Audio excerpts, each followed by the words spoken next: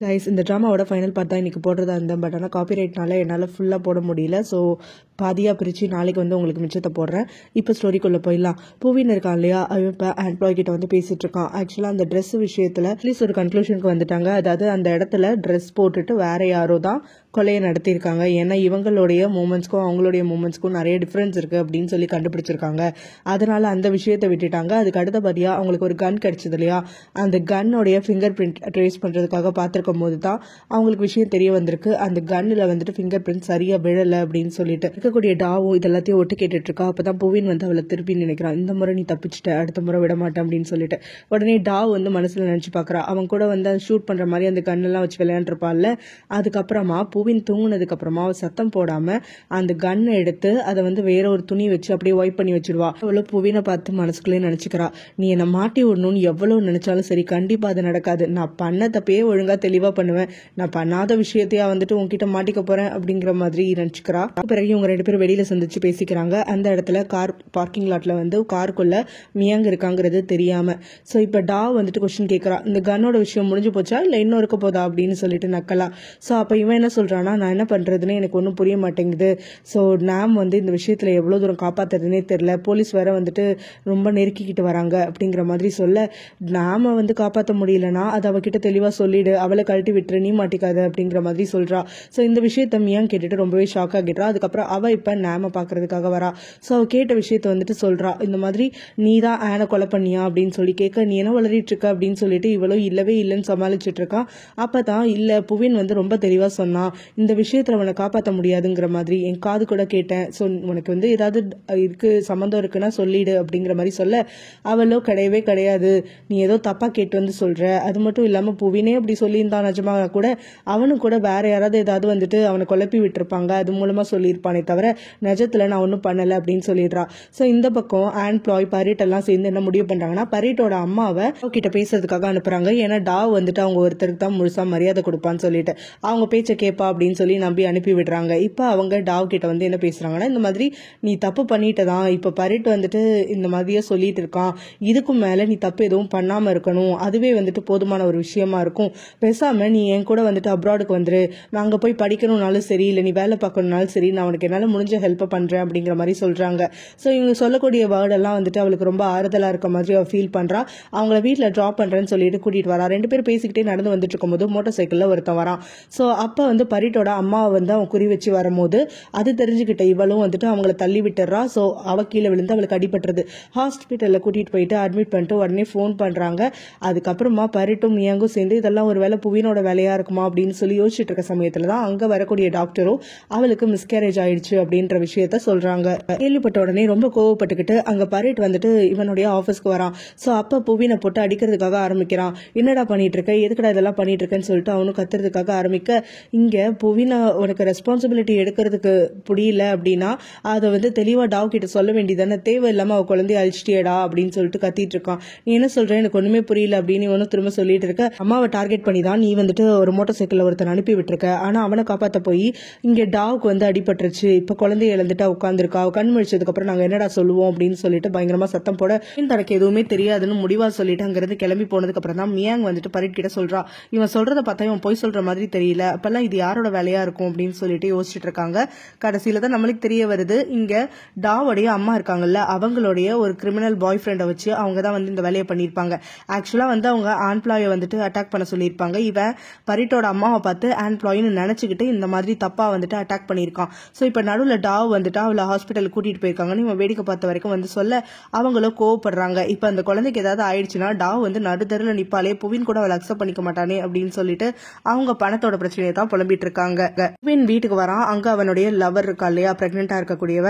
So அவகிட்ட வந்துட்டு ஒரு வீடியோ கிளிப் காட்டுறான். பார்த்தா அதுல அவளுடைய ஹஸ்பண்டோட அவ பேசிட்டு இருக்கக்கூடிய ஒரு கிளிப் இருக்கு.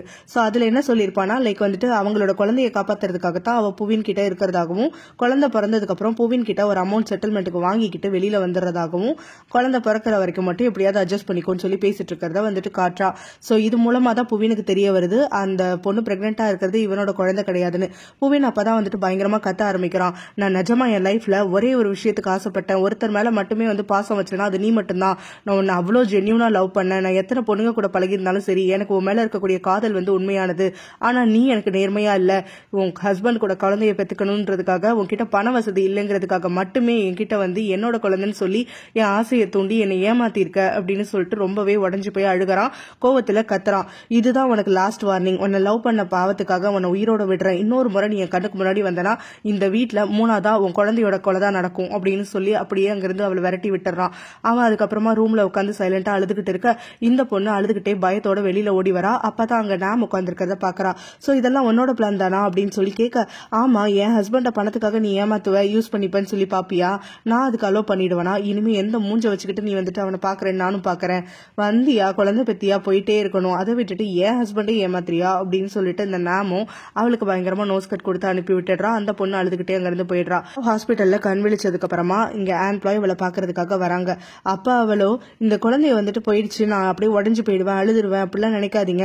இந்த குழந்தைக்கு யாருமே வந்து பொறுப்பெடுத்துக்கல. அப்படி இருக்கப்ப இந்த குழந்தை பிறக்காம இருக்கிறதே நல்லதுதான், இதெல்லாம் நல்லதுதான் அப்படின்னு சொல்லிட்டு அவ வந்து இவங்க கிட்ட ரொம்ப ஹார்ஷா கொஞ்சம் பேசிட்டே இருக்க, அப்படியே கொஞ்சம் கொஞ்சமா பிரேக் ஆகுறா. அதை பார்க்கக்கூடிய ஆம்ப்ளாயும் வந்துட்டு, நீ எந்த மாதிரி ஃபீல் பண்றங்கிறது என்னால உணர்ந்துட முடியுது. எனக்கு தெரியும் லவ் அண்ட் அஃபெக்ஷனுக்காகத்தான் நீ ஏங்கிட்டு இருக்கேன்னு சொல்லிட்டு, இந்த குழந்தைக்கு மேல நீ பாசமே இல்லாத மாதிரி இருந்தாலும் நீ எவ்வளவு பாசம் வச்சிருக்கிறது அதெல்லாம் தெரியும் அப்படின்னு அவங்க பேசிட்டு இருக்கும் போதுதான் கரெக்டா வந்துட்டு அங்க நடுவுல இடைஞ்சலா அவளுடைய அம்மா வராங்க. சோ வந்த உடனே அங்க ஆம்ப்ளாயா அவங்க அங்கிருந்து விரட்டி விட்டுட்டு அதுக்கப்புறம் டாவ் கிட்ட பேச ஆரம்பிக்கிறாங்க. நீ எதுக்காக இந்த மாதிரிலாம் வந்துட்டு ஆக்சிடென்ட்ல நடுவுல போன அப்படின்ன உடனே அவ, உங்களுக்கு எப்படி இந்த ஆக்சிடென்ட் பத்தி தெரியும் அப்படின்னு சொல்லி திரும்ப திரும்ப தோண்டி தோண்டி கொஸ்டின் கேட்கவும் அவங்க வந்து சொல்லிடுறாங்க, இந்த மாதிரி நான் தான் ஆள் அனுப்புனேன், ஆனா அது ஒரு மிஸ்டேக் தான், நீ நடுவுல போயிருக்க கூடாது, நீ எதுக்கு போனேன்னு சொல்லி திட்டுறாங்க. இது வரைக்கும் நீங்க பண்ணதெல்லாம் போதும், இனிமே கண் முன்னாடியே வராதிங்க அப்படின்னு சொல்லி அவங்கள துரத்தி விட்டுடுறா. அதுக்கப்புறமா இந்த பக்கம் வீட்டுல வந்துட்டு இந்த நாம் வந்து இப்ப புவினுடைய வீட்டுக்குன்னு சொல்லிட்டு நான் அங்கதான் குடியிருக்க போறேன்னு சொல்லிட்டு அடுத்த நாளே கிளம்பி வருவேன்னு சொல்லி அவங்க கிட்ட பேசிட்டு இருக்கா. அவன் அதுக்கு ஒத்துக்கல அப்படின்னாக்க, நீ என்னென்ன வேலை எப்பப்ப பண்ணன்றது எல்லாமே எனக்கு தெரியும், என்கிட்ட ஏகப்பட்ட எவிடன்ஸ் இருக்கு, உடனே நான் மாட்டி விட்டேன்னா சரி, நம்ம 2 பேருமே ஜெயிலுக்கு தான் போவோம். ஒண்ணு நம்ம 2 பேரும் ஜெயில போய் வாழ்க்கை முழுக்க அங்கேயே கழிச்சு சாகணும், அப்படி இல்லைன்னா நம்ம 2 பேரும் இங்கவே காம்ப்ரமைஸ் பண்ணிட்டு ஒன்னா வாழலாம் அப்படின்னு அவனை மிரட்டிட்டு போக, உடனே டாவோட அம்மாக்கு அடுத்த பிளானோட கால் பண்றான். அப்ப அவனும், நான் டாவை கல்யாணம் பண்ணிக்கணும்னு சொல்லிட்டு ஃபீல் பண்ணிட்டு இருக்கேன், உங்களுக்கு தான் தெரியும்ல எனக்கு டாவ் மேல ஃபீலிங்ஸ் இருக்குன்னு சொல்லிட்டு, ஆனா இங்க வந்து இப்ப நாமால பிரச்சனை வந்துட்டு இருக்கு, அவ என்னோட ஒய்ஃப் அப்படிங்கறத சொல்லிக்கிட்டு இந்த வீட்டுல தான் தங்க போறேன்னு சொல்லிட்டு இருக்கா, அவ இன்னும் கொஞ்ச நாள்ல இங்க வரப்போறாளாமா, அவளை தடுத்து நிறுத்தலைன்னா பிரச்சனை வந்துட்டு அப்புறம் பெருசாயிடும், அவளை இங்க இருந்து அனுப்பவே முடியாது, நான் வேற டாவை கல்யாணம் பண்ணிக்கும் போது உங்களுக்கு நிறைய டவுரி கொடுக்கலாம்னு சொல்லிட்டு ரெடி பண்ணி வச்சிருந்தேன் அப்படிங்கிற மாதிரி அவங்களை டெம்ப் பண்ண, அவங்களும் நான் என்ன பண்ணணும்னு கேக்குறாங்க. இது ஆள் வச்சு பண்ணக்கூடிய வேலை இல்ல, நீங்களே தான் பண்ணணும் அப்படின்னு சொல்லிட்டு சொல்றான். என்ன பண்ணணும்னு சொல்லு அப்படின்ன உடனே அவனும் சீக்கிரட்டா அவங்க கிட்ட பேசுறதுக்கு ஆரம்பிக்கிறான்.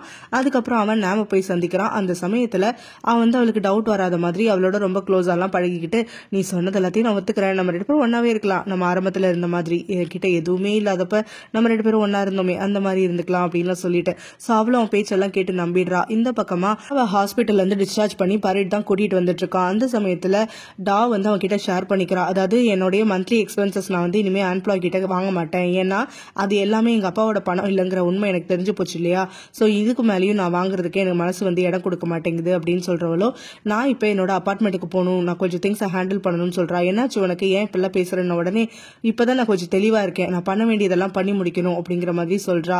அதோட அவன் கிட்ட கார்கியும் கேட்க, அவனும் கொஞ்ச நேரம் தங்கிட்டே இருந்துட்டு அதுக்கப்புறம் வந்துட்டு ஒரு முடிவுல தான் இருக்காங்கிறத புரிஞ்சுக்கிட்டு அவகிட்ட கார்கியும் கொடுத்துட்றான். டாவோட அம்மா இருக்காங்க இல்லையா, அவங்க கிட்ட புவின் என்ன இப்ப கேட்டிருக்கானா, டாவோடைய வீட்டுக்கு அவங்கள வந்துட்டு தனியா அனுப்பி வைக்கிறான். அந்த சமயத்துல அவங்க அங்க வந்திருக்கக்கூடிய ஃபுட் டெலிவரி பார்சலை வந்து யாருக்கும் தெரியாம எடுத்துட்டு வந்துட்டு அதுல அவன் கொடுத்து விட்ட சைனைடை வந்துட்டு கலந்துடுறாங்க.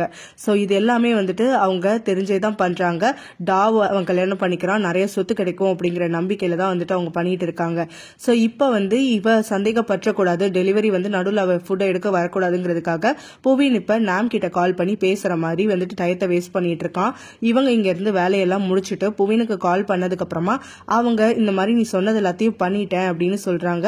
அவனும் சரி இங்க இருந்து கிளம்புங்க முதல்ல அப்படின்னு சொல்லிட்டு அதுக்கப்புறம் உடனே வந்துட்டு இன்னொரு நபருக்கு போன் பண்றான். கால் பண்ணக்கூடிய நபர் வந்து ஒரு package and delivery group. So அவங்களுக்கு கால் பண்ணிட்டு இந்த இடத்துல வந்து கொஞ்சம் பேக்கிங் அண்ட் டெலிவரி எல்லாம் இருக்குன்னு சொன்னாங்கல்ல, அந்த வீட்டுக்கு வந்துட்டீங்களா அப்படின்னு உடனே, அந்த வீட்டு வாசல்ல தான் சார் நிக்கிறேன், கொஞ்ச நேரம் மழை பெய்யுதுன்னு பாத்துட்டு இருக்கேன், பார்த்தா அந்த வீட்டு கேட்ல இருந்த ஒரு ஃபுட் பார்சல் எடுத்துட்டு வேற ஒரு லேடி அதை கொண்டு போயிட்டு காருக்குள்ள என்னமோ வச்சுட்டு திரும்ப கொஞ்ச நேரம் கழிச்சு கொண்டு போறாங்க சார் அப்படின்ன உடனே உங்கள் கேமராவில் இதெல்லாம் வந்து ரெக்கார்ட் ஆயிருக்கா அப்படின்ன உடனே ஆமாம் டேஷ்கார்டில் இதெல்லாம் பதிவாயிருக்கு அப்படின்னு சொல்லிட்டு சொல்கிறாரு. ஸோ கொஞ்ச நேரத்தில் பார்த்தோன்னா அங்கே நாம் வந்து அந்த சாப்பாடை சாப்பிட்டுறா, அப்படியே வந்து மயங்கி விழுந்துடுறா. அதுக்கப்புறம் லைட்டாக வந்துட்டு அசைஞ்சு வந்து முடிஞ்ச வரைக்கும் அவளோட ஃபோனை வந்துட்டு முயற்சி பண்ணி எடுத்துடுறா. புவினுக்கு தான் முதல்ல கால் பண்ணுறா ஹெல்ப் கேட்கறதுக்காக. புவின் அவளோட கால் வருதுன்னு பார்க்குறான். இருந்தாலும் அந்த காலை எடுக்காம என்னையே பிளாக்மெயில் பண்ணுறல்ல, கண்டிப்பாக நீ எல்லாம் சாவணும் அப்படிங்கிற மாதிரி சொல்லிட்டு இருக்கான். அந்த முடியாத நிலைமையில அடுத்தது மியாங்க்கு கால் பண்ணுறா. ஸோ எமர்ஜென்சி அப்படிங்கிற ஒரு வார்த்தையை மட்டும் திக்கி திணறி சொல்லிட்டு அப்படியே அதே இடத்துல மயக்க போட்டு விழுந்துட்டு அவளும் ஆம்புலன்ஸ்க்கு உடனே கால் பண்ணி விட்டுறா.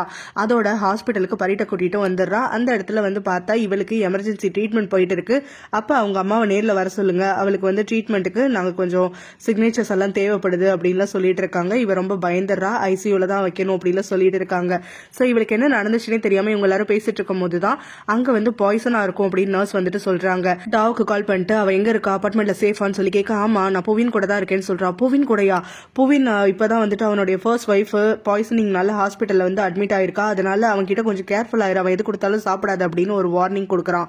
பூவின் அதுக்கப்புறம் டாவ் கிட்ட வந்து பேசுறான். அப்ப அவளை கன்வின்ஸ் பண்ணிட்டு நானும் நீயும் கல்யாணம் பண்ணிக்கலாம் அப்படின்னு சொல்றான். உங்க அம்மா கிட்ட கூட இந்த விஷயத்த சொல்லிடலாம், இதுக்கு மேலே இதையும் தள்ளி போட வேண்டாம், ஆம்ப்ளாய் வந்துட்டு வெறும் டூல் தானே, நம்ம வந்து பிளான் பண்ணதுக்காக தானே, ஸோ அதெல்லாம் உண்மை கிடையாது. இப்போ குழந்தை இருந்தாலும் சரி இல்லைனாலும் சரி நான் உன்னதான் லவ் பண்றேன், நம்ம 2 பேரும் கல்யாணம் பண்ணிக்கிட்டு லைஃப்ல செட்டில் ஆயிடலாம் அப்படின்லாம் சொல்லிட்டு இருக்கான். அதுக்கப்புறம் அவளுக்குன்னு ஃபுட்டும் ப்ரிப்பேர் பண்ணி தரான்.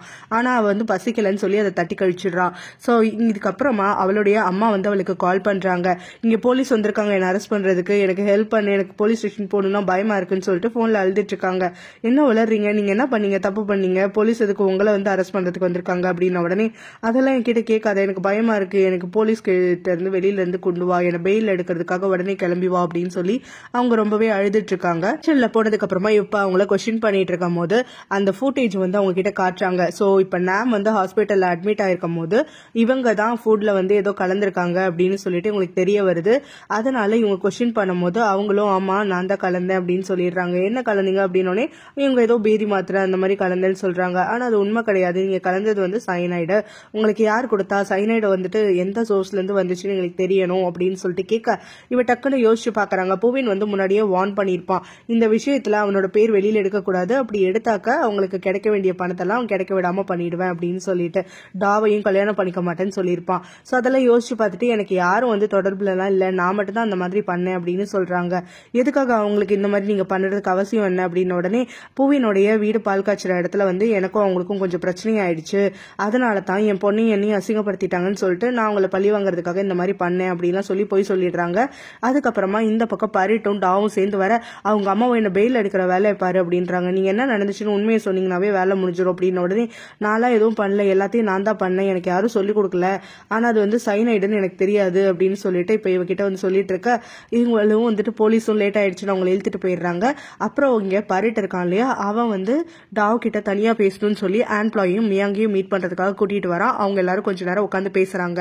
புவினும் ஆம்ப்ளாயும் எதர்ச்சியா மீட் பண்ணிக்கிறாங்க. அந்த சமயத்துல ஆம்ப்ளாய் வந்துட்டு டைம் ஆயிடுச்சுன்னு சொல்லிட்டு இருக்க புவின் அங்கிருந்து கிளம்புற மாதிரி பிரிட்டன் பண்ணிட்டு அங்கிருந்து மியாங்க பார்த்துட்டு அப்படியே ஒட்டி கேட்கறதுக்காக ஆரம்பிக்கிறான். அப்பதான் இவங்க 2 பேரும் அங்க நாமுக்கு யாரும் சைனைடு வந்துட்டு ஃபீட் பண்ணிருக்காங்க, அது டாவோட அம்மான்னு சொல்லி கொஸ்டினிங் போயிட்டு இருக்கு.